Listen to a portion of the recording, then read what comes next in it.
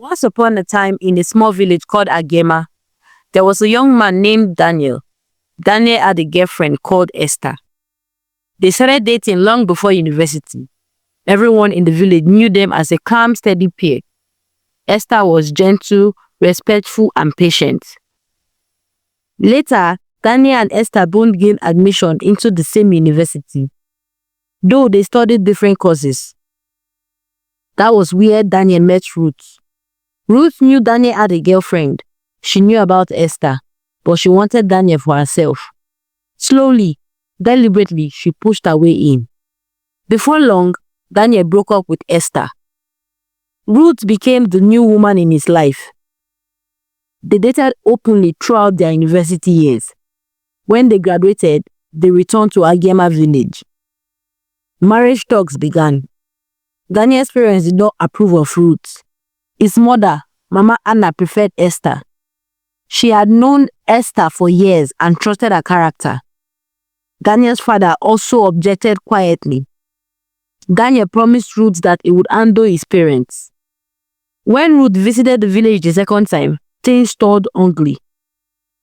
Mama Anna openly shouted that over her dead body would Ruth marry her son. Ruth replied angrily and said words no mother should hear. If that is your wish, then prepare to die. Less than 1 month later, Mama Anna died. Not long after the burial, Daniel and Ruth got married. Daniel's father, Papa Anna, was a retired school principal. His pension was small, barely enough to survive on. When Mama Anna was alive, she traded in foodstuffs and held the family together. After her death, everything collapsed. Daniel and Ruth stopped sending money. They stopped checking on the old man. Papa Anna survived on help from church members, old colleagues, and kind villagers. Daniel and Ruth moved to Abuja, where they both found jobs quickly. Daniel brought his younger sister Anna to stay with them in Abuja. Instead of help, Anna met suffering.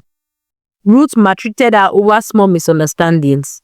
She beat her, denied her food, and sometimes locked her outside at night, telling her to return to the village. Ruth even physically attacked Daniel himself on several occasions. When Ruth later suspected that Daniel and Esther had started communicating again, she threatened Esther, warning her never to greet or speak to her husband again. Esther quietly withdrew and stayed away. Anna later reconnected with a man from their village who had moved to Port Harcourt. He had found stable work as a contractor. They got married and Anna left Abuja. She took her father to Port Harcourt with her and cared for him properly. For the first time in years, the old man lived in peace. He later died there and was brought back to Agema village to be buried beside his wife. Daniel attended the burial. He brought drinks, but sent no financial support. The family understood. They knew Daniel no longer made decisions for himself. Ruth had 3 sons, Samuel, Peter, and Joseph. They grew up and got married. When Ruth went to stay with the first son's wife after childbirth, she was treated badly. She was denied food, rest, and respect. She was meant to stay 2 months but left in 3 weeks. The same thing happened with another son's partner. Soon, Daniel and Ruth stopped visiting their children entirely. They were not welcome. Even water was withheld from them. Their children stopped sending money.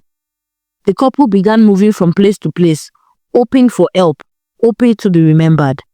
One day, someone told them plainly, "This is the harvest of what you planted. You abandoned an old man. Go and apologize to him." Daniel replied that his father was already dead. They were told to go to his grave and ask for forgiveness. They did, but nothing changed. Daniel and Ruth lived out their remaining years in hardship. No help, no comfort, no peace. They both died in poverty. Moral of the story: power does not last forever. Wickedness has a memory, and what a person sows, they may not reap immediately, but they will reap eventually. Thank you for listening to this tale. If you enjoyed this story, please remember to like the video, subscribe to the channel, and share it with someone who loves folk tales. I'd love to hear from you. Tell me in the comments who your favorite character was and why. Your support helps keep these stories alive. Until the next tale, stay curious, stay inspired.